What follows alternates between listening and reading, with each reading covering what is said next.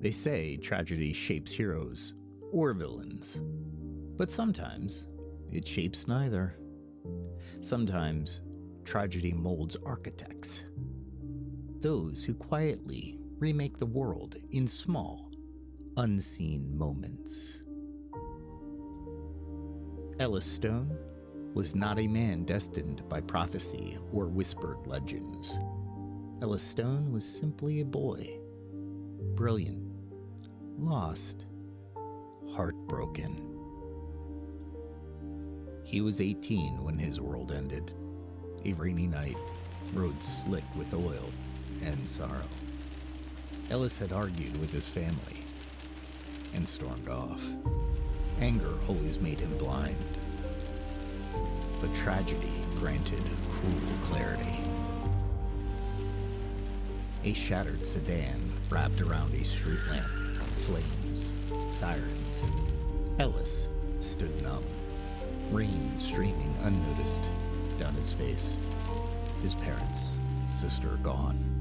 In an instant, he'd never apologized. He'd never said goodbye. For 2 hollow years, Ellis vanished into his grief. Yet his brilliant mind, always ticking, couldn't stop. He buried himself in quantum physics, temporal mechanics, theories on parallel universes.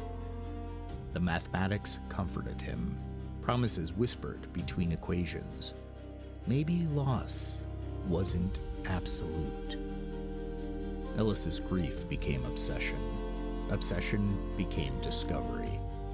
2 years later, his cramped basement hummed with devices cobbled from scraps, wires, metal coils, and glowing screens that spoke the language of infinite possibility. His first working prototype was inelegant. A rough metallic band humming gently on his wrist, a crude luminous dial glowing softly at its center. The device pulsed, synchronized with Ellis's heartbeat. His theories assured him that interacting with time wouldn't destroy reality. It merely branched endlessly, each choice spawning another universe. The morality of meddling was complicated, yes, but for Ellis, grief simplified things. The universe had taken everything he loved. He owed it no caution. He set coordinates instinctively. March 14th, 1879.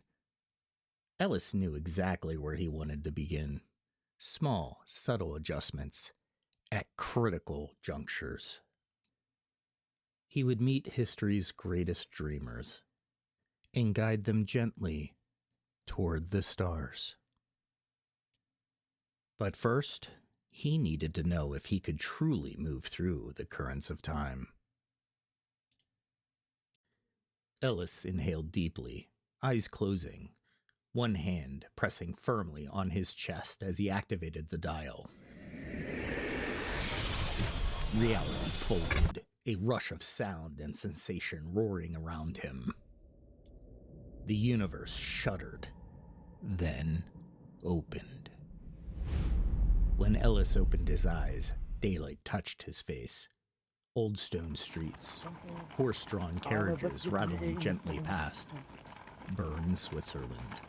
19th century air filled his lungs. He moved carefully, not drawing attention. His target was nearby. An ordinary house containing extraordinary potential. Ellis moves quietly into position, seeing a small boy with wild hair playing quietly, building toy structures. Ellis knelt beside the curious child, noticing the boy's small hands carefully placing wood blocks into intricate designs. He spoke softly in fluent German. "That's clever. Did you imagine it yourself?" The boy nodded, his eyes bright, intelligent, brimming with innocent curiosity. Sometimes I see things, big things, in my dreams. Ellis smiled gently. Then always chase those dreams. They'll show you wonders you wouldn't believe. The boy grinned warmly, returning to his blocks. I'll do my best. Ellis rose quietly, stepping back into the crowd.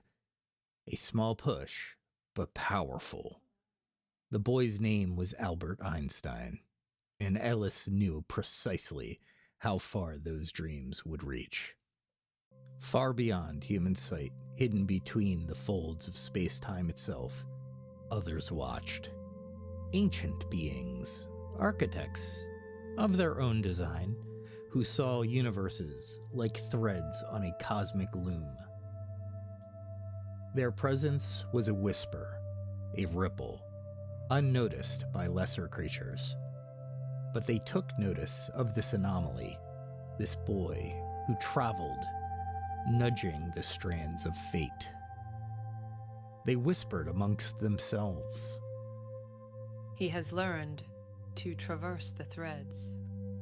One said softly. Remarkable for a mortal. Yes, Said another voice, resonant as the stars.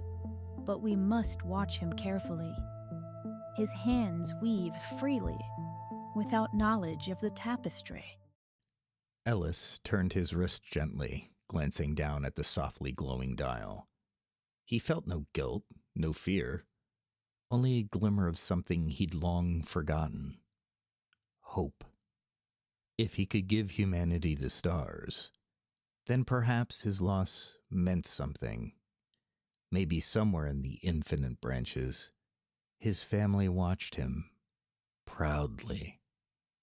Time to begin, he murmured, and vanished again into the swirling currents of history.